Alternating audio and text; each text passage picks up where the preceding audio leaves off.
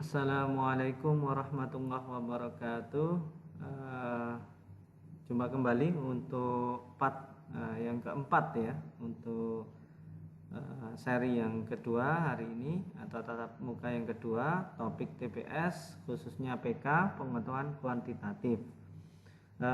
Untuk soal nomor 3 tadi tentang determinan atau matrik, kali ini di soal nomor 4 ini adalah membahas tentang sebuah materi di matematika di kelas 11 lagi, yaitu fungsi komposisi. Fungsi komposisi yang biasanya disimbolkan ada istilah bunder di sini ya, bunderan. Jadi G bunderan F bunderan G dan seterusnya gitu ya. Oke, kita kerjakan untuk soal nomor 4 ini. Perhatikan fungsi yang terdefinisi sebagai berikut. Berarti fungsinya di sini ada dua, yaitu fx dan fungsi gx, di mana kedua fungsi ini nilainya berbeda-beda untuk nilai x tertentu. Maksudnya apa? Bagaimana cara membaca ini? Nah, ini saya jelaskan. Jika fx itu kita gunakan fungsi untuk x plus 1 itu jika x-nya kurang dari 1. Seandainya x-nya lebih dari sama dengan 1, maka fungsi fx-nya kita pakai yang 2x. Gitu ya. Contoh misalkan saya mau menghitung nilai f5. Maka untuk menghitung f5, maka fungsi yang kita gunakan adalah fungsi yang 2x ini ya. Karena 5 itu kan lebih dari sama dengan 1. Begitu juga untuk fungsi gx ya. Fungsi gx ini ada dua, yaitu 4 dikurangi 3x jika x-nya kurang dari 1. Sedangkan untuk x lebih dari sama dengan 1, kita gunakan rumus gx-nya adalah min x kuadrat. Nah, pertanyaannya adalah tentukan nilai dari G bunderan F bunderan G bunderan F untuk 2 ya. Ustadz review sejenak. Untuk misalkan saya punya F bunderan G gitu ya, X, nah, maka ini boleh saya tuliskan menjadi F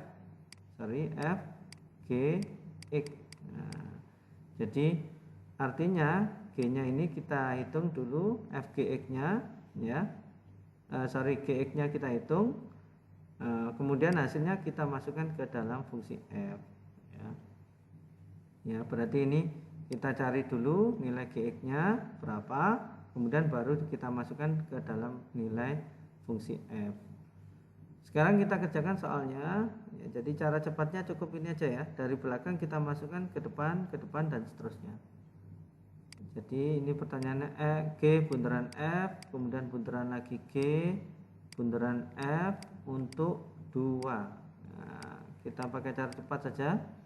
2 ini kita masukkan ke F dulu ya, kita masukkan dari belakang.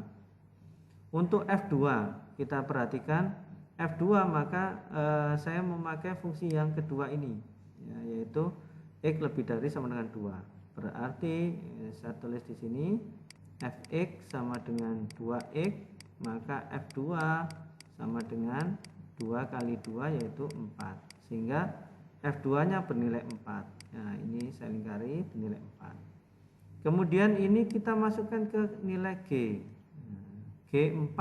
Nah, berarti G4 saya memakai rumus yang ini juga, yang kedua, karena x-nya lebih dari 1 ya, 4, yaitu 4. Nah, berarti kita masukkan ini yang pertama tadi ya, langkah pertama. Kemudian langkah kedua kita cari G4, karena nilainya tadi terakhir kita dapatkan nilainya 4. Rumusnya adalah min x kuadrat.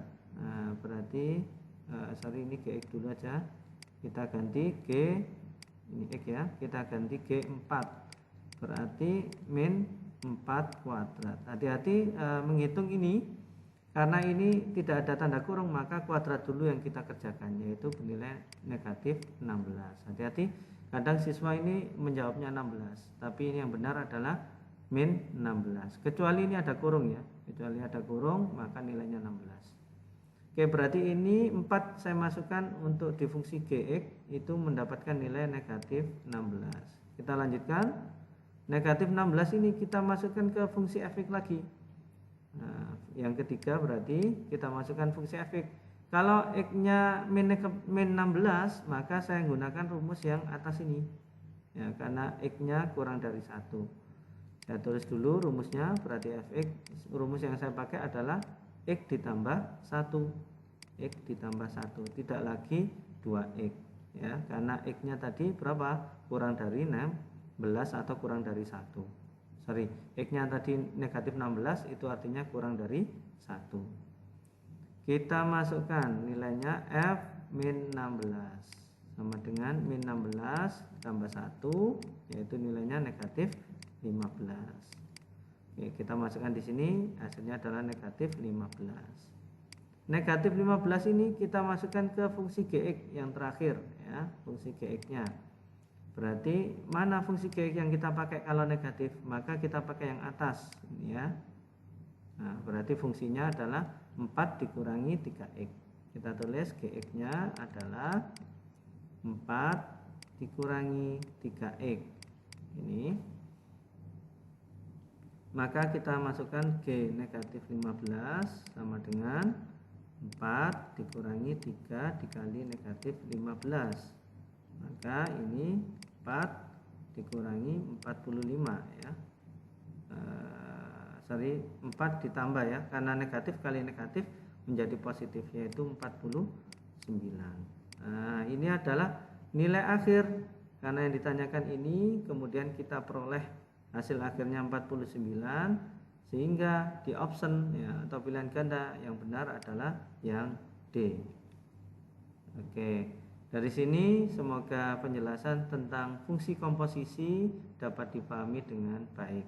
Terima kasih. Assalamualaikum warahmatullahi wabarakatuh.